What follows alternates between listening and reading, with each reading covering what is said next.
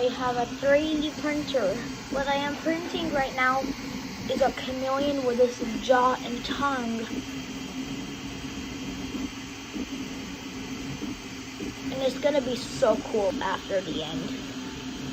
I promise you guys. I'll show it to you in part 2.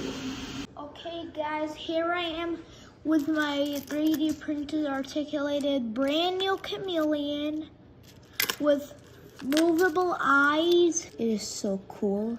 So we also have his tongue and his jaw itself.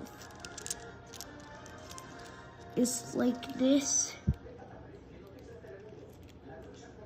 And also the jaw and the tongue is like this. Is just so cool. Bye bye.